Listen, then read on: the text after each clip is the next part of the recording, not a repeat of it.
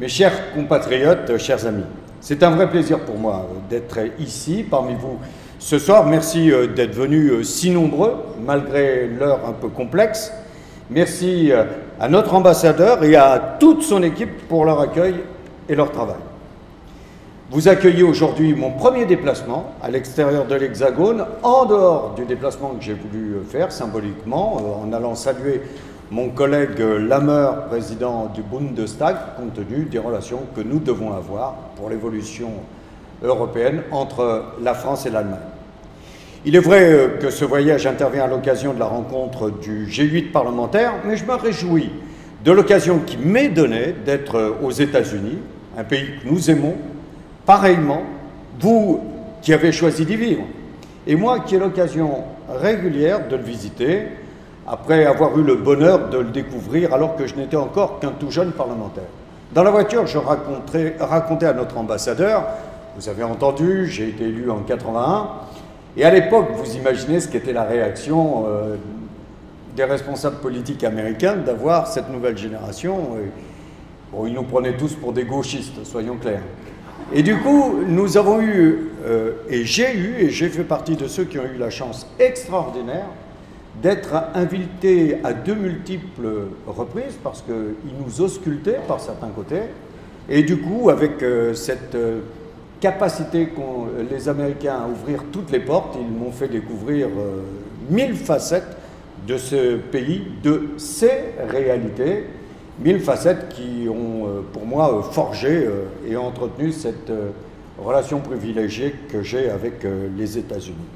Car nous, Français, savons bien tout ce qui nous unit et que nous partageons avec les États-Unis. Je m'adresse à vous aujourd'hui avec beaucoup de respect, car vous êtes, et vous le savez, notre ambassadeur ne m'en voudra pas, nos meilleurs ambassadeurs à l'étranger.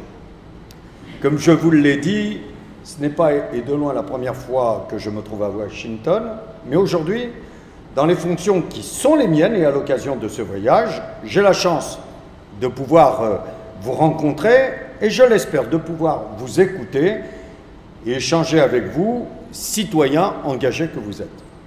Aussi serai-je d'ailleurs très bref pour nous laisser le temps de vous donner la parole et de nous rencontrer. Je sais combien vous êtes attachés à notre pays, que vous servez d'ailleurs, si bien par votre dynamisme et votre engagement au quotidien. Et je sais tout l'intérêt que vous portez au redressement qui y est engagé. C'est pourquoi, très simplement, je voudrais vous faire part du programme de travail qui est engagé et qui nous mobilisera tout au long de cette année au Parlement, où vous avez désormais votre représentante, Madame Corinne Narasimhan. Non pas pour vous citer des éléments d'agenda, mais pour vous donner la vision du président de la République, de la majorité parlementaire et du Premier ministre qui en est issu. Chers amis, vous avez beau payer en dollars, il ne vous a pas échappé que l'Europe traverse une crise sans précédent. Et quelles que soient les annonces courageuses prises par la Banque centrale européenne hier, il y a encore énormément de points qui pourraient nous tracasser, nous inquiéter, mais enfin, la vie c'est l'espoir. Cette crise s'ajoutant et se mêlant à d'autres qui n'ont pas épargné un seul pays au monde des dernières décennies, éclatement de la bulle Internet, crise asiatique, subprime, dette souveraine, ces 10 dernières années, l'endettement a été utilisé comme palliatif à la mollesse de la croissance économique et à la rudesse des besoins sociaux. Endettement privé pour certains pays, je pense notamment à l'Angleterre, endettement public pour certains autres, je pense singulièrement à notre pays, la France. Dans le même temps, dans notre belle France, la courbe du chômage s'est envolée. La souffrance sociale s'est renforcée. Les divisions se sont exacerbées et des mesures fiscales ont été prises qui, comment dire, n'ont pas spécialement contribué à améliorer ces indicateurs. Autant vous dire que l'équation face à laquelle se trouvent les pouvoirs publics n'est pas simple comment brider la dette sans brimer les Français, comment réconcilier le pays tout en faisant face aux choix difficiles que nous impose la réalité, comment concilier le microscope pour répondre à l'urgence et la longue vue pour préparer l'avenir. Ce débat, vous le connaissez, et l'entendez en quelque sorte en stéréo avec la campagne présidentielle américaine. Pour résoudre cette équation, la volonté de la France, c'est la justice.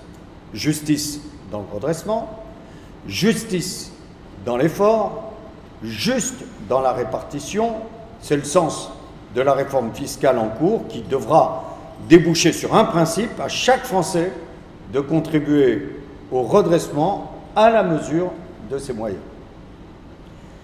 Gage aux plus aisés de montrer l'exemple, être patriote, ce ne peut pas être simplement soutenir l'équipe de France de football quand elle obtient des résultats. La volonté de la France, c'est la confiance. On ne peut accepter qu'un jeune, un seul jeune, puisse avoir le sentiment que sa vie se termine avant même d'avoir commencé parce qu'il n'a pas accès aux fondamentaux d'une vie adulte, un emploi, un logement, un savoir. C'est pour cela que la France a fait des choix. En cette rentrée, au niveau de l'Hexagone, 3 priorités. L'emploi, l'emploi et l'emploi. Avec les emplois d'avenir pour desserrer l'étau sur les populations les plus éloignées de l'embauche, ce sera le texte qui sera discuté dès mardi à l'Assemblée nationale, avec le contrat de génération demain qui permettra d'inciter à la première chance et de rassembler les générations de salariés. De même, l'école redevient la grande cause de la France. Lorsque l'on regarde au niveau international, tous les pays qui ont voulu se préoccuper de leur avenir n'ont pas réussi à le faire s'ils n'ont pas investi massivement sur l'éducation et sur la recherche. Déjà, je dois vous le dire, compte tenu de ce que représente pour les élus la rentrée scolaire, le climat s'est détendu. Demain, en remettant un enseignant, des adultes à la fois devant chaque classe et dans les écoles, c'est bien le moins, et en revisitant les contenus pédagogiques pour que l'école vive avec son temps, nous allons nous efforcer de remonétiser le diplôme et la formation, de faire renaître la promesse différée de l'éducation nationale. Travaille mon fils, travaille ma fille, et tes efforts seront récompensés. Enfin, le logement. Tout commence par le logement. Il suffit de voir le nombre d'émissions de télévision consacrées au chez-soi pour comprendre que le home sweet home, c'est le rêve français.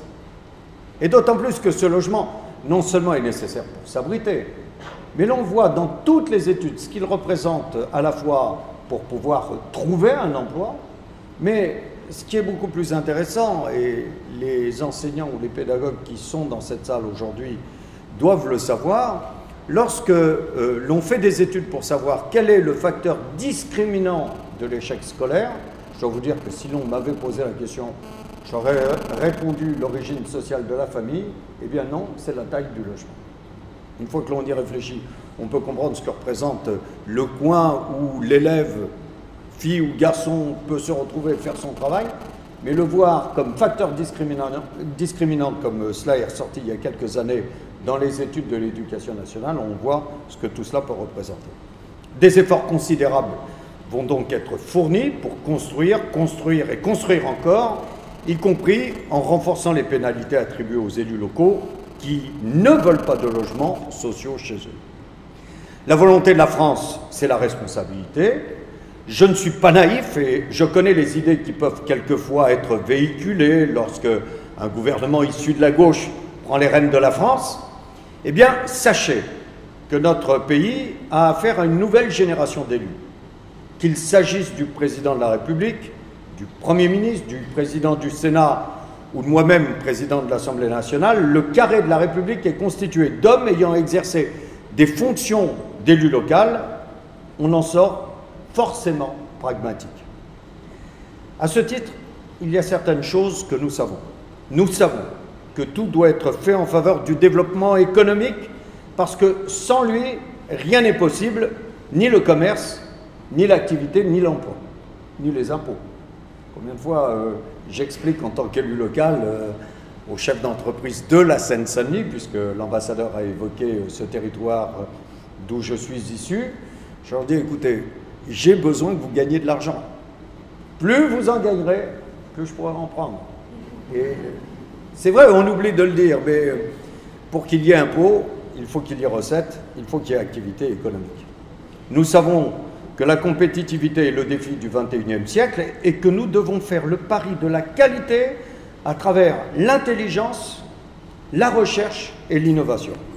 Nous savons que la marque France signifie quelque chose partout dans le monde. Et vous, qui vivez aux États-Unis, le voyez chaque jour dans les yeux de vos voisins. La France, c'est une façon d'être, c'est un rapport au beau, c'est une dimension des services publics qui, quelquefois, attire même un certain nombre de citoyens américains, notamment lorsqu'ils approchent de l'âge de la retraite, où ils découvrent ce que peut représenter le système de santé français et finalement aussi son cadre de vie. Nous savons que la laïcité, si nous voulons qu'elle reste l'alpha et l'oméga de notre vie commune, passe par la reconnaissance de certains des besoins légitimes de nos compatriotes d'une confession ou d'une autre. Nous savons que la sécurité est une exigence pour qui veut être libre. Nous savons que l'Europe est notre avenir et qu'il nous faut pas à pas engranger des avancées pour qu'elle bascule vers un objectif de croissance et que sa réalité se rapproche de notre idéal, l'Europe sociale. Nous savons que l'amitié franco-américaine est un trésor parce que nous avons nos valeurs en partage et que la France et l'Europe ont besoin des États-Unis comme les États-Unis ont besoin de la France et de l'Europe, au nom de l'histoire, bien sûr, au nom de l'avenir d'abord. Cette amitié-là, elle se manifeste par ma présence durant ces 3 jours et elle se cultive avec la vôtre chaque jour en ayant fait le choix de vivre ici. Chers amis, il y a quelques années, quitter notre pays pour les États-Unis se traduisait par l'expression d'un manque, d'un éloignement. J'en sais quelque chose puisque je suis, pour continuer à vous donner tous les secrets qu'a commencé à révéler notre ambassadeur, je suis le père d'un fils ayant fait le choix de travailler et de vivre en Australie et qui aura la double nationalité à la fin de l'année. Mais au XXIe siècle, avec le haut débit, avec la presse en ligne, avec le streaming, avec FaceTime, pour les amateurs de la marque à la petite pomme, on peut vivre ailleurs et rester français.